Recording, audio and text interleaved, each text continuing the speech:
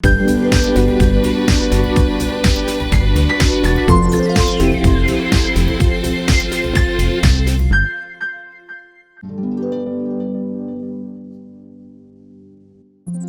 afternoon this Wednesday, April 29th. Thank you for being with us. Give me a second while I welcome our Spanish-speaking residents. Buenas tardes, gracias por estar con nosotros esta tarde, el miércoles 29 de abril. Si quieren acceso al programa en español, por favor marcan el próximo número 425 o el número que aparece en pantalla, 425-436-6200. Cuando contestan la llamada, por favor, comparten el clave o la contraseña que empieza con el número 6, que es 627-682. Thank you for giving me a second to welcome our Spanish-speaking residents. They're accessing the program via simultaneous phone conference so that they can participate and hear the forum in Spanish. Today, we have a very special program, so we're gonna postpone some of the announcements I usually make to take advantage of the time we have with our guest today. My name is Tammy Rivera. I'm the Executive Director and Lead Organizer for Southside Organizing Center. What we'd like to do is just do a disclaimer at this moment and jump right in. The views and opinions shared during this time don't necessarily match those or are held by SOC, and so we create a forum to allow voice to flow in our community from our residents, our elected officials, authorities, etc. And sometimes those do, and sometimes they don't align with what SOC can and can't say publicly, because we're a nonprofit organization. We have a very special guest today, as we've been bringing you all along, elected officials, authorities, grassroots leaders on the critical topics of the day, of which the top continues to be the COVID-19 safer at home order and situation we find ourselves in. And so we have with us today, we've been having technical difficulties. We're going to try to make this happen in any way we can. And so we have today with us Jeanette Kowalik, the City of Milwaukee Health Department Commissioner, with some really important information. Production is telling me they have difficulty putting her on the line right now. I'm going to call her until we can get her on the line for you. So if you'll bear with us today, we'll have her via at least phone.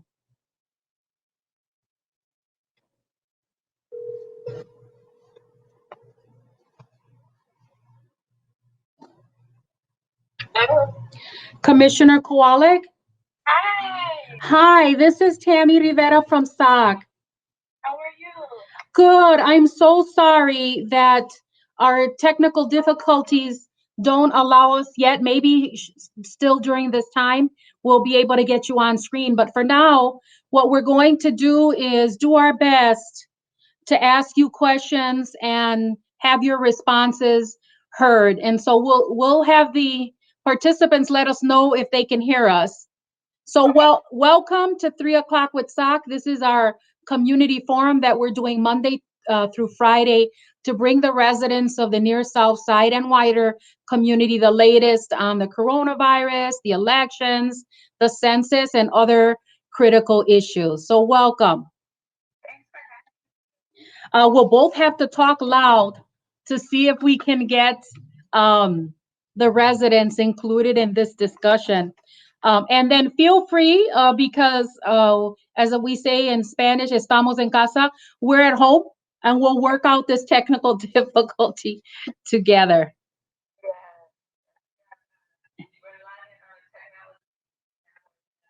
Absolutely. And so, I sent an email earlier talking about some of the questions folks had and really concerns, since there's new debate about the seriousness of the pandemic. Can you share with us a little bit of information, like an overview from your leadership and your department of the seriousness of the pandemic, and then we can get to some of the more specific questions, like how many confirmed cases, etc. Thank you for posing those questions. So,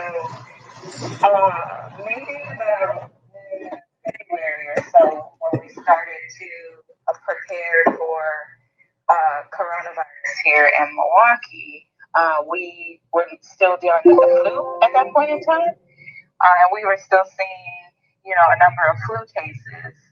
So the concern was we weren't testing for COVID-19 or coronavirus at that point in time. And mainly the reason for that is because we were waiting to receive the testing kits so that we could, get the sample and send them to the labs. That didn't happen until March. It's like the beginning of March when we started testing in our area for COVID-19. So, we knew that flu was circulating, and that flu, can be very deadly. Last year's flu season was very, very bad, where we, we're seeing a lot of people and children that were passing away from flu. So the thing about that was we were trying to put more emphasis on prevention of disease in general, and knowing that at least with flu, there's a vaccine. And if you do develop flu symptoms, you can get antiretroviral or a medication to make sure that you're not suffering from the full-on flu. But the thing with the coronavirus is that there was no, and still is no, vaccine or medication to take to protect you or lessen the symptoms from it because it's so new. So we were really promoting disease prevention in general, but looking at other places in the world that were battling coronavirus, we were like, okay, well, the only thing we have here is basic prevention. So hygiene, hand hygiene, washing your hands. Also, if you're under the weather, sickly, not going into work or protecting yourself from other people in your house. So basic things like that. However, since that point in time, we have been seeing and learning more about this virus and seeing how quickly it can spread, where you might have one person at a job or one person at, in a nursing home or long-term care facility or any like confined space, and it spreads so quickly in that small, not even a small space, just a confined space.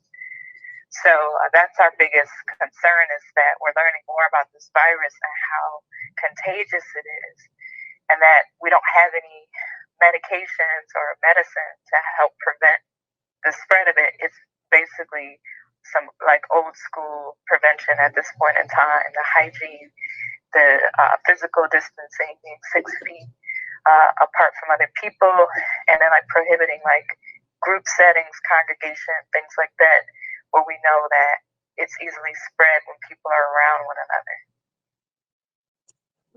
Great. Thank you for that overview and that reinforcement of what COVID-19 or the coronavirus is and how we should respond.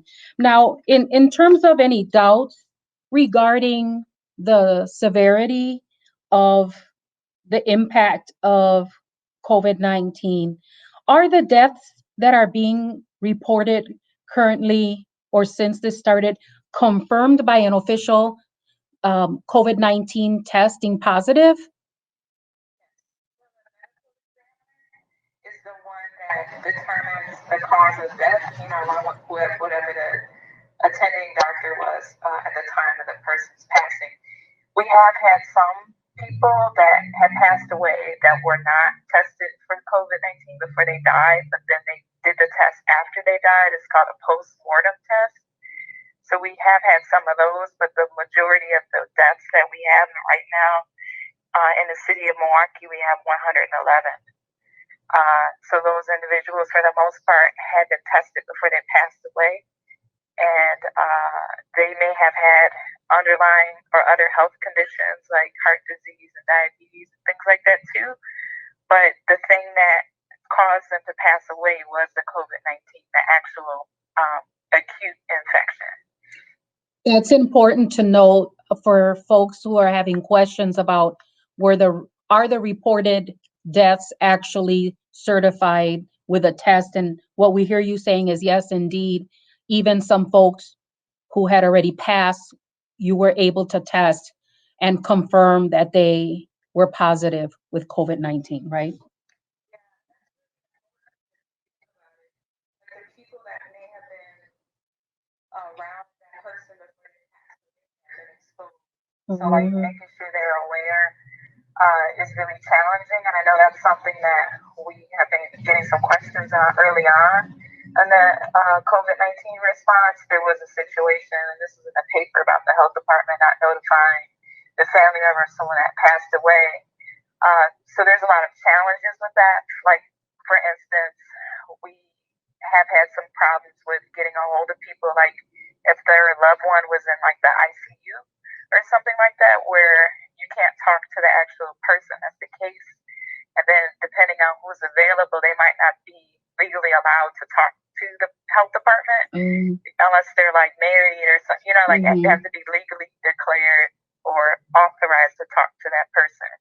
So sometimes there's some problems with that, you know, where we have, you know, people that are, you know, booed up or living together, or other family members of that person that are still just as important as a spouse or you know, a child or something like that, but they're not declared as the authorized person to speak on it, so we can't talk to them. Yeah, you could see how that could pose a problem.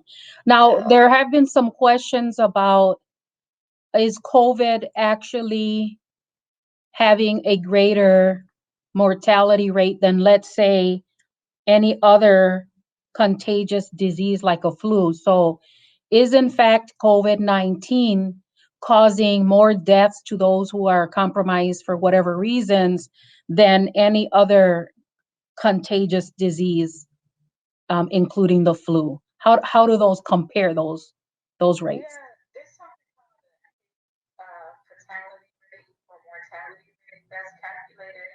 So you're looking at the number of people that are confirmed cases or have lab tested positive for the virus, and then the number of people that have passed away from it. So that's how you determine the rate by like 100,000, or like whatever the population size is. So the latest information that I have on that is that the case fatality rate is higher than the flu right now. And part of the concern for that is, again, we don't have anything to prevent, like no medical interventions to prevent COVID 19. Whereas the flu, you know, you can get a shot, you know, or take the antiretroviral. So that's a big concern, is that there's not anything to really slow it down other than what we're doing now, is like these orders from the governor and other health officials to prohibit gathering and like really slow things down to try to like snuff out the virus from spreading. But we know that that's been challenging, and the people that have passed away, most of them have been people over the age of 60 and people with underlying health conditions. So, despite that, everybody's at risk. I mean, you could still get COVID 19 and spread it to someone that their immune system may not be strong enough to fight it, which is why it's a big concern, is that we are trying to encourage people to not only just do this for yourself, but do this for at least one other person, one other loved one, to really show that we're in this together and that we're trying to survive this pandemic. And is the rate of COVID mortality, how much greater than the flu is that? You said it was greater. Do you know how much greater? Do you have that information today? I don't have a very, but I can send it to you. That would be So great. you can And then can you speak on the reported suspected cases of COVID-19 related to the election that took place? We know we had heard that the original projected numbers and peak of COVID was supposed to be something like, it was supposed to peak on April 17th, and with a certain number of infections and a certain number of deaths expected. Do we have the information now on those suspected cases from the election, and have we seen a change?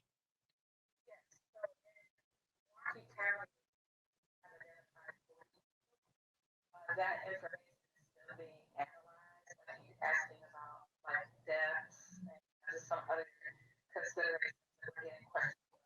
That's polling sites, people add all of these other factors. So that information is being analyzed, and we hope to have a report to share on Friday. Okay, so we'll keep track of that on Friday. We can hear. I'm getting some notes here that they weren't able to hear you. Um, Commissioner responded that there are 40 suspected cases associated with the election. That information is still being analyzed to see in greater detail location, etc., and that there should be a report coming out on Friday with more information about those cases suspected to be linked to folks coming out for the vote. Commissioner, how are you feeling about the resources that are being committed to the COVID-19 response locally? Do we have enough resources allocated for what needs to happen now and in the near future? Or do we need as a community to change that? Definitely. So a bit of federal money that's coming into the community to help with the response, whether it's public health, like the staffing, adding more people to assist with the investigations and contact tracing, ramping up the testing, making sure people have more access to getting tests, and then also the outreach and recovery, because there's going to be a lot of economic loss during this time period. And what does that look like to help people get back on their feet? So for the health department, my understanding is there's supposed to be $100 million allocated for the response.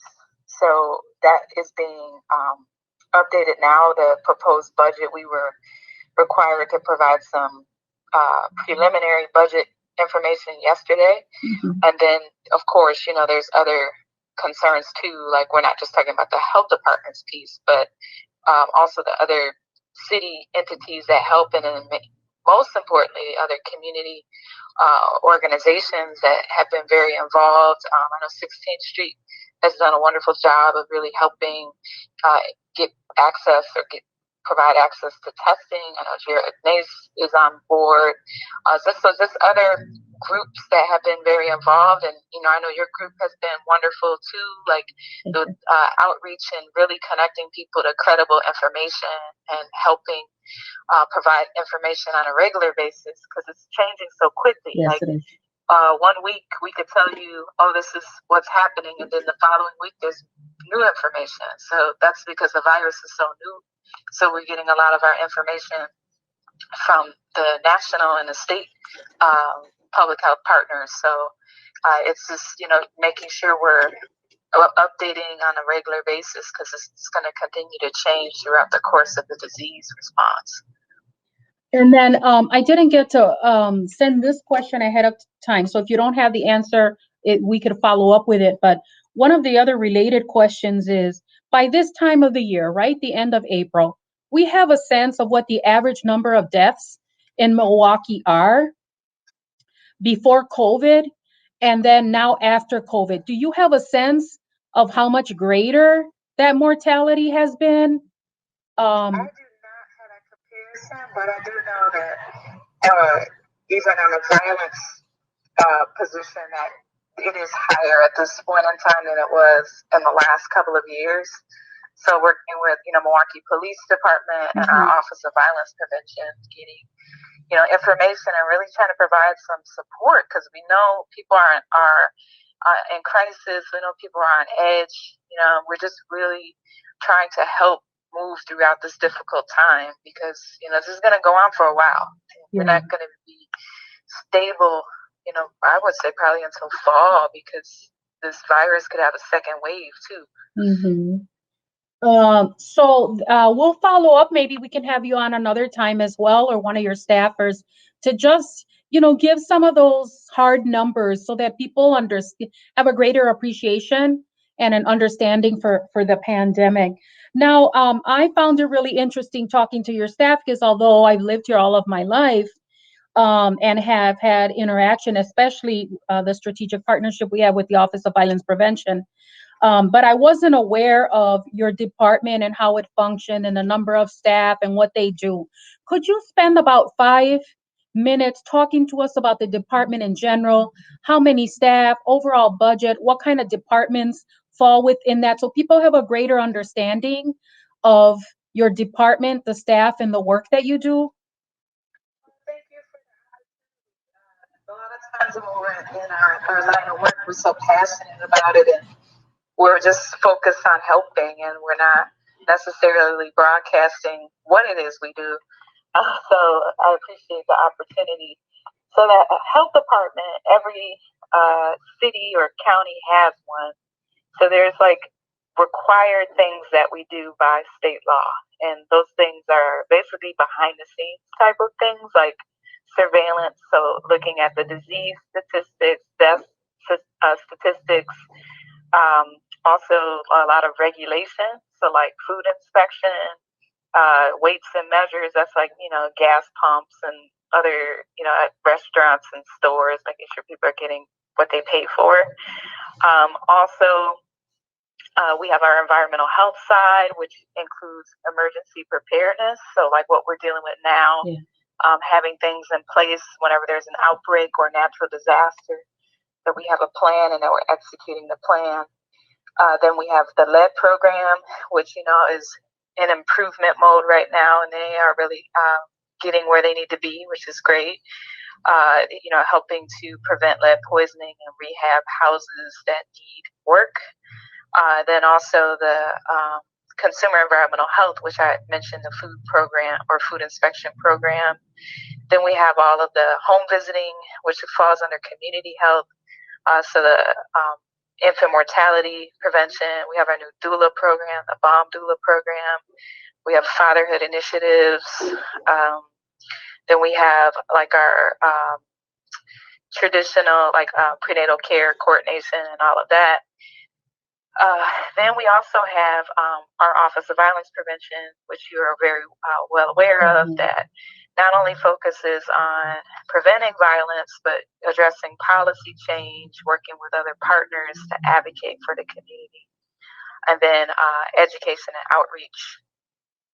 Then we have our Policy, Innovation, and Engagement group, which deals just with what it says, policy change. Also the communications aspect of the health department, how we market what we do, which we have had some challenges there. We haven't had somebody in that role to lead that until recently. So you'll start to see more outreach pumping up. And then the epidemiology and vital statistics falls under there too. So gathering a lot of data, analyzing it, and providing some type of report out so that can help guide the work that we do. And then we also have our medical services, which as many of you are aware of, which includes our clinics. So we have our Southside Health Center on 23rd and Mitchell. We have Keenan, which is about 36th and Fond du Lac, and then Northwest Health Center, which is about 77th and Mill Road. So all of those clinics have WIC, and also the Healthcare Access Program, so signing people up for health insurance. And then also just immunization clinic, which we've had for many years. And also TB, tuberculosis. We provide a number of services to refugee and resettled populations as well. Then we have our breast and cervical cancer screening and prevention program, the Well Woman program. So that provides services citywide, and they're mainly at Northwest and Southside Health Center. And then, of course, our STI and HIV program, which is the free clinic. And we mainly have that at Keenan, but that's expanding to the Southside Health Center. It's just been on hold because of COVID. but we have did a remodel and we have everything ready to go. It's just, trying to get through this COVID-19 situation. Yeah. So, yeah, that's a lot. And how many staff is that all covered? We are about 290, but we're filling a number of vacancies. So roughly, I would say like 250 right now, 260. 260. And what are their plans? You talked about the new budget update to include COVID. How many staff are going to be designated for COVID-19, or is that getting integrated into everybody's work? How will that work? Yeah, so we're looking at a number of options, even with possibly reassigning some other city employees to the health department to help, because there's, of course, a number of skills that are needed, like research and surveillance and whatnot, outreach that other city departments do that would be helpful to the health department. So our budget normally is about 25 million a year, and about half of that is grants, just off top. But with this new COVID money, this federal money, that's going to be used to pay for all of the staff time that have been working on this. We've been putting in a lot of hours. Of course, any overtime, paying for any temps. So we brought back some retired nurses to help. We're also going to bring over some NPS nurses to help, and then we've reassigned some other health department staff to COVID. So I don't have the final number on that yet because there's some that are going through training right now. And then all of the outreach, as you know, there's a number of outreach initiatives going on, and marketing costs money, and especially you got to do it the right way. Yeah. So making sure that things are translated and culturally appropriate. Also, remind us, Commissioner, how much that budget you put in was for COVID. So it's generally 25 million, and you're asking for an additional. Well, the money that's coming to the federal government, I think it's about 100 million. So the health department ask is about 60 million. Okay, great. And that'll be for a year. Yeah. So this is going to take some time to get things up and going. But just other health, that this was something that was debated at last year's budget hearing. Mm-hmm. Just more money for public health, and we're not trying to compete with any other city departments, but we do know that without health, nothing happens, as we're seeing right now. Yeah. So we have to figure out a way to make sure public health has more funding and more people, so we can be more impactful down the road. Now, before you leave, because I know you have another commitment, what do you suggest our approach be for the fall election, given what happened in the spring in terms of public health? Are you at liberty to talk about what the department recommends if we are still at any type of risk for COVID, or as a extra prevention measure for the fall election? Well, I know that there was an ordinance that was passed about providing ballots, or providing more access to voting. I can't recall the details offhand, but having more options for people to vote and not do so in person, I think is going to be really important. The reason why this spring election was the way that it was, we had 180 polling sites and it was reduced to 5, was because of staffing. And the main people that work polls or election volunteers are people that are retired. And those are people that are most at risk for complications or passing away from COVID-19 infection. So that was part of the problem, is the big group of people that normally help move elections along were not available because of that. Mm-hmm. So I think we have more time to prepare for the fall, to get more people trained on how to run an election and how to run a polling site. But I also think ramping up the absentee and mail-in ballot opportunity is going to be really important. Now, before you leave, are there any suggestions that you would count as key and critical from your department for our residents to hear as we move forward? I know it has been very challenging for some of us that have the ability to stay at home, and being bored and, all of the things that come with that. But, just reassuring everyone that this is short term, and the sooner we can get the numbers down that we can see, declines in deaths, declines in cases as we're increasing testing, that's showing that we're doing the right thing. We know that there's many of us that still have to go to work and that are considered essential, so that we know that we need to take extra precautions when we're traveling to work and from work. That you're wearing a mask or face covering, that you're, washing your hands as much as you're able to do so, or using hand sanitizer. That when you're coming home, you're, getting out of your street clothes and taking your shoes off instead of tracking in the house. So things like that, little things we can do make a difference. But also, if you have an employer or your workplace is not upholding your safety, meaning they're not making sure your shifts are broken up so that you don't have a full, everybody's not there at the same time, that there's space in between people working, that there's 6 feet between each other. Is very, very important. So I just want to encourage people, if you still have to go to work, you're essential, and your employer is not taking these extra steps, that you do have a right to report that. We are seeing some of these new infections on the South Side are related to employers or people that work at the same place. And again, it's letting us know so we can come in and help enforce it, because employers are not exempt from making sure they're keeping their workers safe. Well, thank you for that. And we'll note today, too, that today is Denim Day. And it's, you want to just a couple of words on that, and then we'll say thank you and let you get on your way. Okay, sure. So today is Denim Day. So Denim Day or Jean Day is meant to bring awareness to sexual assault prevention. And it's related to a case in Italy years ago about a judge that ruled that a woman, because she took her jeans off from her person that was assaulting her, that was consent, which is totally wrong. So every year we wear jeans on this day to bring awareness to sexual assault prevention and acknowledge survivors. And so this year's focus for the city has been really looking at lesbian, gay, bisexual, transgender, and questioning plus individuals in our community, to acknowledge that many of us that have multiple identities are at increased risk for sexual assault and intimate partner violence, and what can we do about it. So we had a press conference this morning to shed some light on that.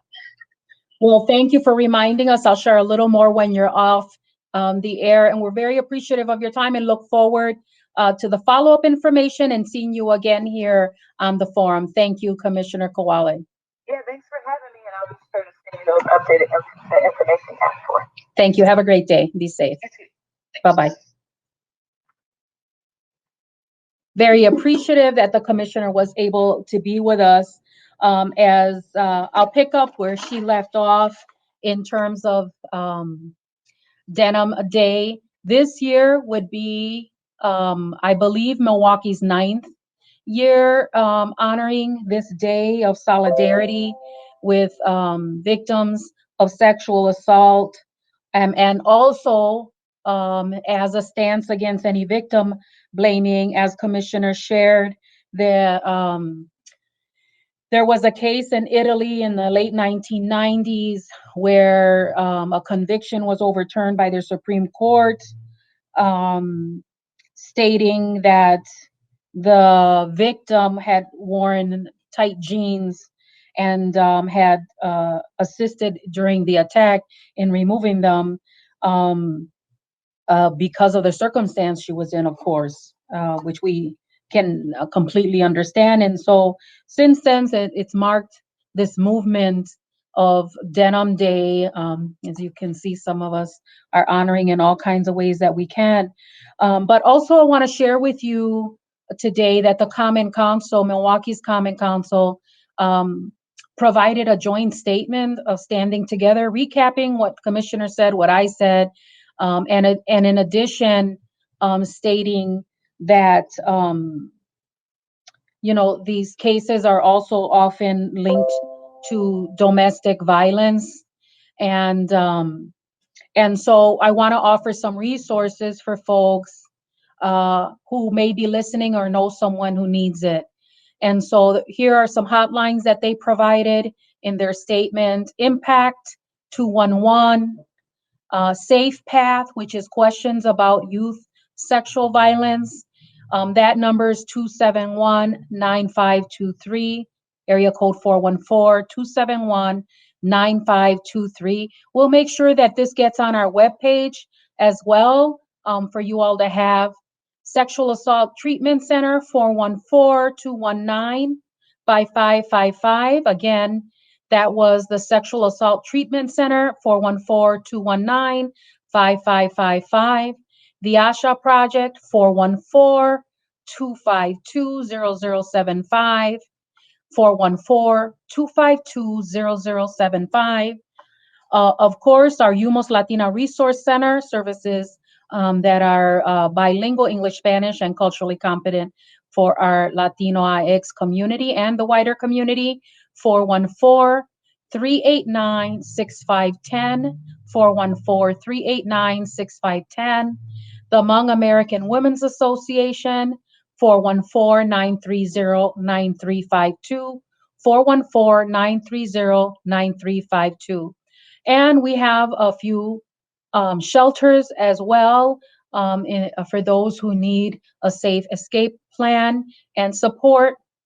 Our partners at Sojourner Family Peace Center, their numbers 414-933-2722, 933-2722. The Milwaukee Women's Center Refuge, 414-671-6140, 414-671-6140. The Milwaukee Rescue Mission, 414-344-2211,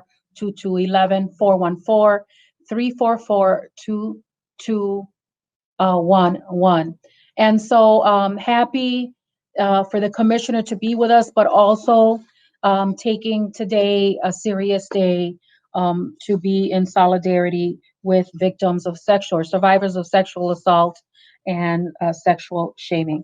I'm going to get back to the top of the forum because if you recall, the commissioner had a scheduling pressure, and so wanted to skip over some of the general things we do at the top of the forum.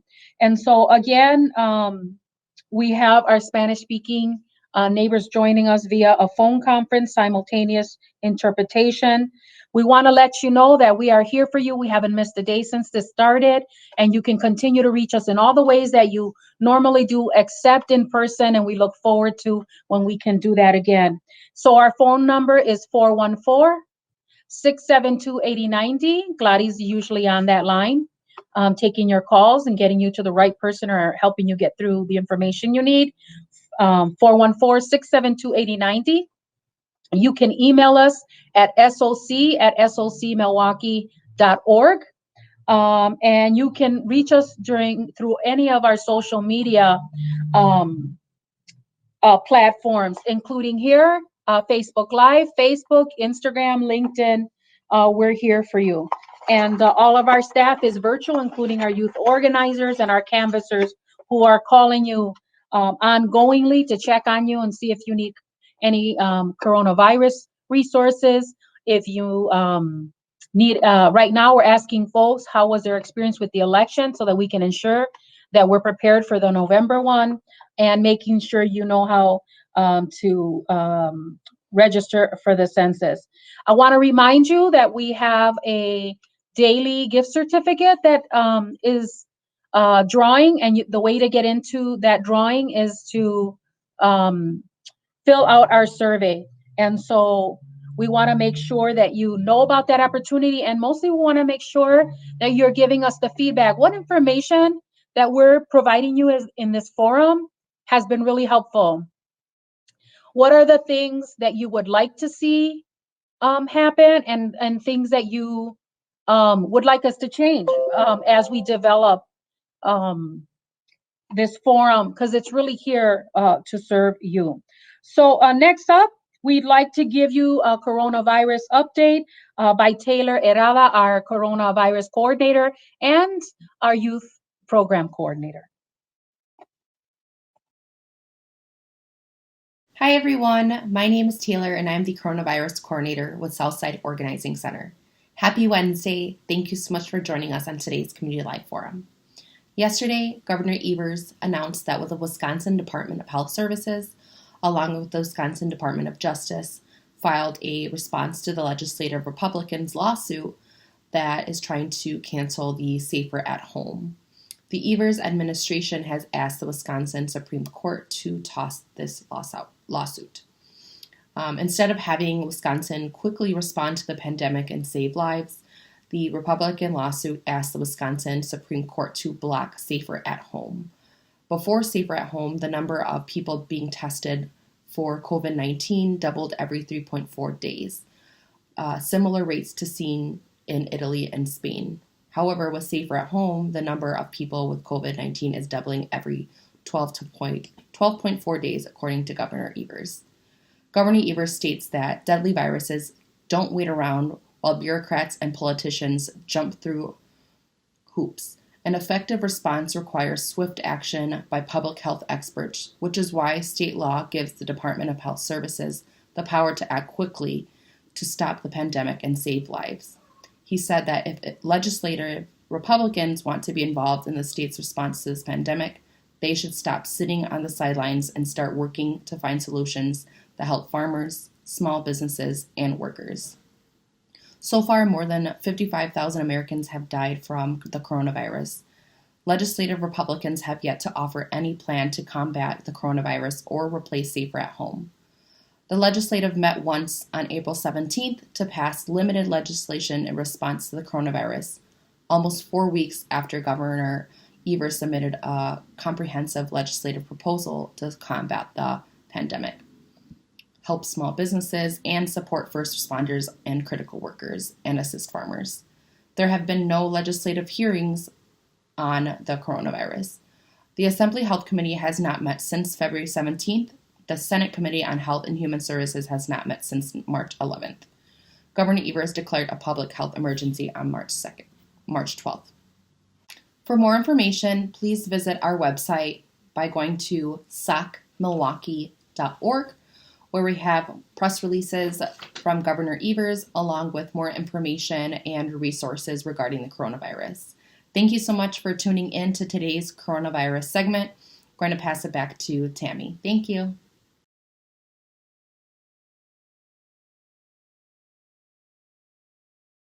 Cut off there a little bit at the end, but let's roll into our next update from our civic engagement manager, Gabe Charles, who will be giving us our civic update for today.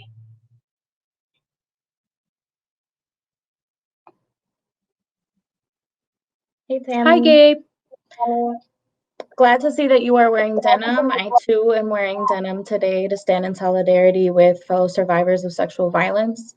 And I'm sending extra love and positive energy, healing energy to anyone that is going through it today. And just wanting to remind you that it is not your fault. So please never doubt that in your head. You are not to blame for what might have happened to you. So all the love to everybody who is having a difficult time today and many days. The update I have for all of you today is that the Evers administration ordered state agencies to cut spending by 5%. And this is due to the state's revenue being greatly reduced right now, while at the same time seeing costs rapidly increasing in order to respond to the pandemic. Although the state was awarded $2 billion from the federal government, that money can only be used for COVID-19 related expenses and not to cover day-to-day costs, which are difficult to maintain right now due to the lack of revenue from things like income taxes, sales, and business taxes. So state agencies will have to cut spending for their operations by 5%. The Evers administration secretary, Joe Brennan, discussed in an email that was released late last night what those cuts will look like. There will be a hiring freeze unless the position is directly related to COVID-19. There will be a limit on state-sponsored travel, so any non-essential travel that is funded by the state will be limited. Merit-based pay raises won't be implemented for employees. and staffing for prisons and other facilities will likely be reduced. What won't happen is that it won't affect aid for schools and for local governments, so we shouldn't expect any major changes to happen here in Milwaukee, but we will keep folks posted about how these changes might affect Milwaukee as information is released. For our census segment today, I am going to introduce Captain Census for everybody again, who will help give us an idea about what it looks like to do the census online and to get a sense of how easy it is to do online. So I will leave you all with Captain Census, and I will be back tomorrow with more updates.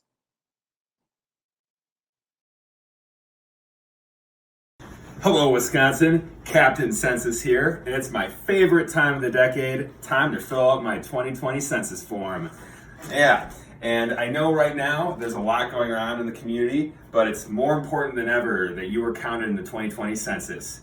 And the beauty of it is, it's never been easier to do from home. So you can do it right here at your kitchen table, online, by phone, or you can do it and send it in the mail. I'm gonna do it online. Let's do it. 10 minutes or less, that's gonna change the next 10 years.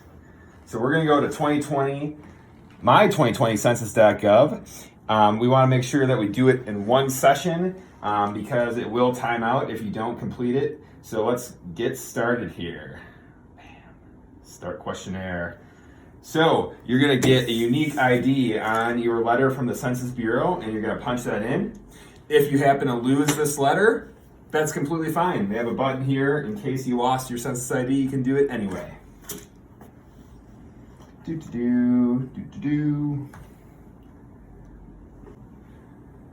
All right, so now it's asking me if this ID is indeed tied to this address. Yes, it is. Next step. On April 1st, 2020, will I be living or staying at this address? Yes, I am. What is my name and telephone number? All right, we got Captain Census. Telephone number, nice and easy. All right, we're gonna start some household questions. How many people live and stay in my house? 2. All right, who else is in the house?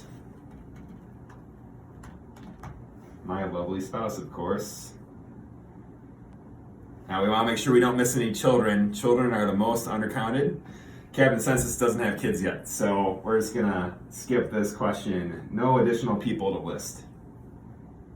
All right, now we need to see if we're a homeowner or a renter, and Captain Census is currently a renter, so we want to make sure that that is recorded. Now we're going to answer questions about each person on the survey. What's Captain Census's gender? What is his day of birth? We want to make sure that all children that are born on April 1st, 2020 are counted. Next, we're going to get into questions about Hispanic origin. Captain Census is not of Hispanic, Latino, or Spanish origin. Then they're going to ask about race. And if you need guidance on this, the Census Bureau does have guidance on how to answer the race questions on their website. That's it for me. Now on to my spouse here. They answer every question for other people in your household is how they are in relation to the head of household. And now that I've got every person's questions answered in the household, we're going to go on to final questions. So we'd like to make sure everyone is only counted once. Some people live or stay in more than one place. With the grandparents, attending college, in the military, jail or prison, or having a second residence. Does any of that apply to people in our house? Nope. You're almost finished. We can choose to edit it or submit it at this point. And since I feel good about all the answers to our questions, we're going to hit submit. Thanks for completing the 2020 Census Questionnaire. We got a confirmation number here, And you can save or print the screen for your records, and it's that easy. Getting counted, making sure billions of federal dollars are coming to your community, and making sure that you get the political representation that you deserve. It's literally 10 minutes or less that can change the next decade. So make sure you help Captain Census power up and get counted in the 2020 census and make Wisconsin #1 again. Thank you, Captain Census, one of our favorite superheroes, for being with us again. Right now, I'd like to invite our communications manager, Marisol Diaz, to give us a communications update in terms of our gift certificate drawing. Hi, Community Forum, Marisol here. For this week, to enter our $25 gift certificate drawing, there are two ways, and that is to fill out the survey that's located in the comments section, or by taking a census-related photo or screenshot once you've completed it. Those are the two ways. Be sure to do that. Continue to stay safe. Thanks for tuning in. Now let's find out who's today's winner.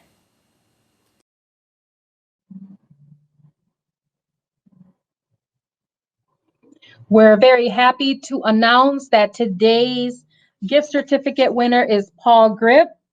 Paul Grip is a lifelong community leader. He was the block captain district representative for the longest time, and we're so proud of him that he has invested and nurtured in other residents and passed some of those batons on and continues to coach and support those folks. He passed that block captain district representative to Travis Hope, who's on our staff and leads our safety initiatives. And he passed the baton of the resident block group he used to have that he converted into a resident association after working with us about empowering residents. And so he now has passed that baton on to Michael Egley, and he's doing a great job. And Paul Grip, continues to be around and being a great neighbor and leadership builder in the community. And we're very grateful for his presence and his partnership. Paulie, give us a call and we'll help you get that certificate that you just got in the drawing. Thank you, brother, for being in it with all of us. Before we go to our next section, I just want to make a couple of comments. I am so proud of my entire team, our entire team, but especially Gabe and Marisol, who did the moderating yesterday and the day before, as I was off for a few couple of days of rest for my birthday, and they did an outstanding job. They resisted a little. No one likes to be in front of a camera, even if it is for a forum. And I had every faith in them, and they championed it and did an awesome job. And we'll be doing more of the sharing of the moderating for this forum coming up, and we hope to have guest moderators and the staff share as well. Let me say a couple of hellos before we go to our next segment. Hola, Murray Davis, hello from SAC Polonia Group. He says, Maribel was helping us out. She was saying we can't hear the commissioner. Cat Corp said the same thing. Alejandra, Barb, I don't know that I should repeat that, but you were all on team with us, helping us try to get the commissioner's words out. Jennifer, Mari, Cano, Ana Rodriguez, thanks for the info. We are so glad that you are staying with us. Let me tell you, we are reaching about an average of 12,000 on Facebook every week, and about 2,500 of you are taking some type of engagement action, liking, sharing, talking. And so this is right on in terms of an alternative to being in person, and quite obvious that this is needed at this time. And that we're going to continue this even when we're out of the safer at home order, because it's reaching some of you as well. Tomorrow, I want to remind you that our special edition guest is our new alderwoman of the 8th District, Jocasta Samaripa, who made history with her election, being the first Latina elected to the Common Council. Also, that included her election included having the most women on the council in the council's history. And so she'll be on with us tomorrow. And then just to give you some heads up of coming in the near future, we are going to have Congresswoman Moore with us. And you know that she has been with us in the past in in-person forums, and she'll be joining us here on this forum. We'll also have Rob Smith, the chair of the County Human Rights Commission and a professor at Marquette University, and several other folks that are wanting to be with you and share the latest information, resources, and actions that you can take as a community. And so with that, I want to thank you for being with us at 3 o'clock with SOC. And thank you for allowing me a couple of days to rest. And then we want to thank those partners that have made it possible. Now, we partner with all kinds of folks. Residents are our first partner, and then other stakeholders in the community. But we also have partners that help us financially do our ongoing work and who have especially supported us with the civic year that we're having, helping you all understand elections and how to vote, helping you all do the census. And just today, we had a virtual site visit from the Catholic Campaign for Human Development, who funds our pilot program, our Leadership Institute, and all our efforts around that topic. And so we want to make sure you know who those folks are who are supporting your voice, your vote, and your vehicle to organize. So we'll bring on our thank you to our partners, and we'll see you tomorrow here, 3 o'clock with SOC.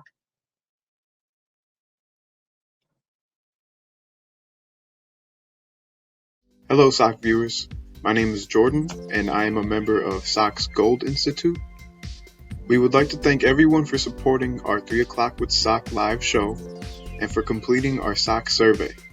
In addition to thanking our residents for tuning in and sharing our show, we would also like to thank the following sponsors: Wisconsin Voices, Community Development Block Grants, NEO Philanthropy State Infrastructure Fund, Movement Voter Project, Catholic Campaign for Human Development, Zilber Foundation, City of Milwaukee Office of Violence Prevention, Tides Foundation, City of Milwaukee Promise Zones, and all the faithful individuals who support SOC through their personal donations. Thank you.